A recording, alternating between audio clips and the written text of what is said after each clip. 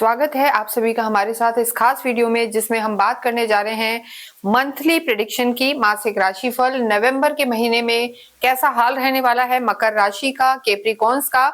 यहाँ हम बात करेंगे मकर राशि और मकर लगन दोनों के लिए कि ये पूरा ही महीना आपके लिए क्या लेके आया है।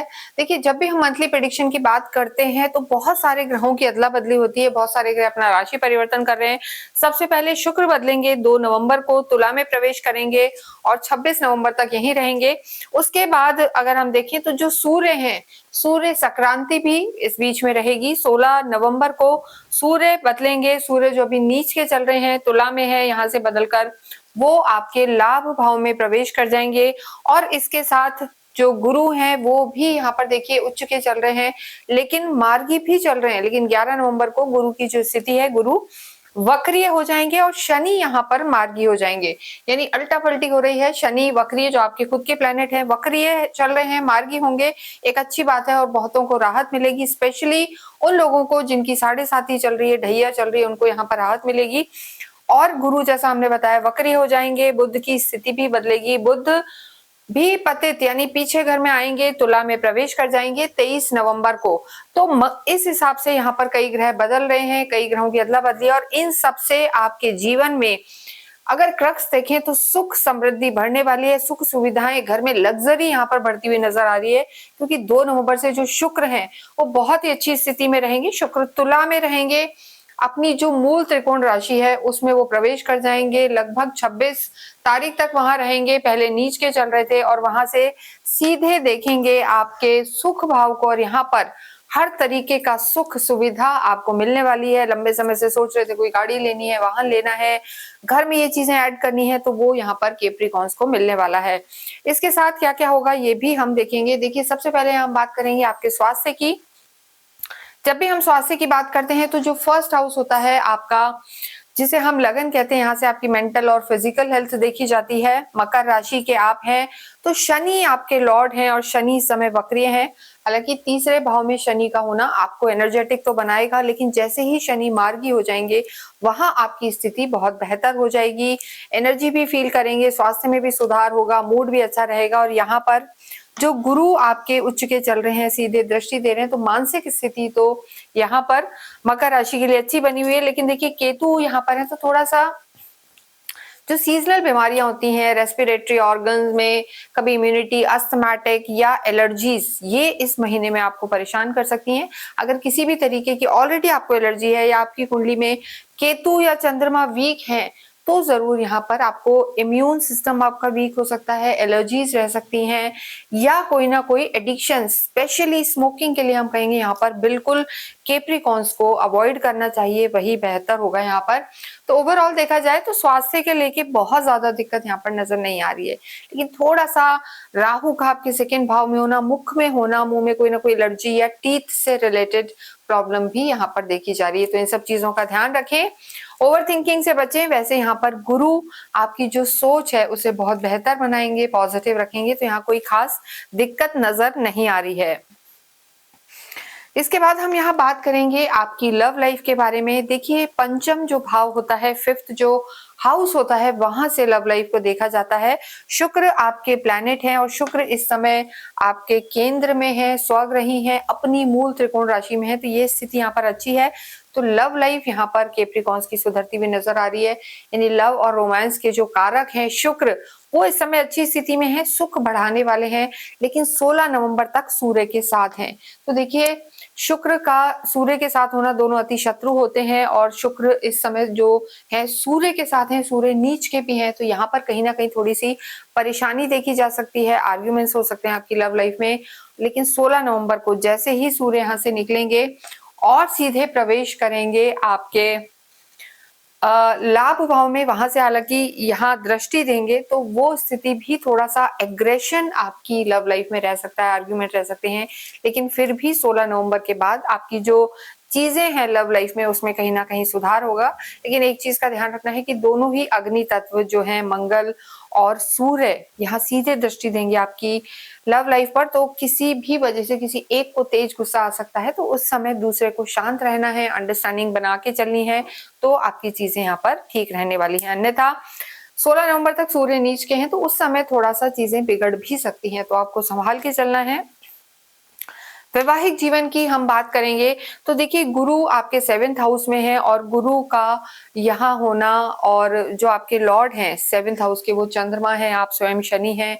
शनि और चंद्रमा में बहुत अंतर होता है, एक कन्वेंशनल है, धीरे धीरे चलते हैं, स्लो मूविंग प्लैनेट होते हैं आप, और एक चंद्रमा है हर जो 2.25 दिन में बदलते हैं।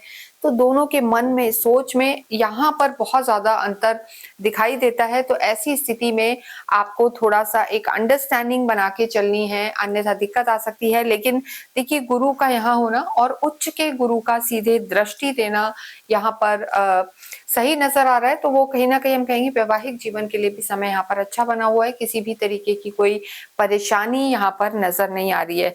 गुरु का दृष्टि देना, उच्च के गुरु आपके 7th हाउस में बैठे हैं, और गुरु कारक होते हैं वैवाहिक जीवन के, संतान के, सुख समृद्धि के और फैमिली लाइफ को अच्छा चलाने की, तो उनका यहाँ होना आपकी फैमिली लाइफ के लिए अच्छा है। लेकिन देखिए चंद्रमा की स्थिति कैसी है ये देखना बहुत जरूरी है, और चंद्रमा हर 2.25 दिन में बदलते हैं। तो जब भी चंद्रमा की स्थिति आप देखना चाहें तो आप हमारा साप्ताहिक राशिफल देख सकते हैं, वहां चंद्रमा कब चौथे घर में है, कब 8वें में, कब 12वें में है, तो उन डेट्स पर आपको थोड़ा सा संभल कर चलना है, ध्यान देके चलना है, अन्यथा यहाँ पर थोड़ा सा चंद्रमा की वजह से दिक्कत आ सकती है। बहुत इमोशनल ना रहें, यही हम कहेंगे। तो वैवाहिक जीवन यहाँ पर ठीक नजर आ रहा है, परेशानी कोई नहीं नजर आ रही है। कार्य क्षेत्र की जब हम बात करते हैं तो शुक्र खुद के घर में है, तो जितने भी लोग क्रिएटिव फील्ड्स में हैं, शनि आपके 3rd हाउस में है। अगर आप किसी भी रूप में ऑनलाइन काम कर रहे हैं, इंजीनियरिंग वगैरह की लाइन में है, प्रोडक्शन में है, मशीनरी में है, या कोई तरीके के मेटल से रिलेटेड आपका काम है, तो यहाँ पर लाभ के पूरे पूरे योग हैं, क्योंकि मंगल इस समय आपके लाभ भाव में है, इनकम भाव में है। मेटल के काम में, प्रॉपर्टी के काम में, रियल एस्टेट, आर्मी, सेना, और हम कहेंगे कि पुलिस, ये जितने भी काम है, या वेपन्स का आपका कोई काम है, तो यहाँ पर आपको लाभ हो सकता है। इसके अतिरिक्त 16-17 नवंबर तक गवर्नमेंट से अगर आप किसी भी रूप में जुड़े हुए, गवर्नमेंट से रिलेटेड आपका काम है, तो वहां पर चीजें उतनी अच्छी नजर नहीं आ रही है, क्योंकि 16 नवंबर तक सूर्य जो है नीच के चल रहे हैं और आपके कर्म क्षेत्र में भी बैठे हैं। हालांकि सूर्य देखिए 10th हाउस में बली हो जाते हैं, लेकिन यहाँ पर वो नीच के हैं, शत्रु घर में है, तो यहाँ पर थोड़ा सा अटकाव या स्लो डाउन रह सकता है, और इंटरनल पॉलिटिक्स का भी शिकार हो सकते हैं।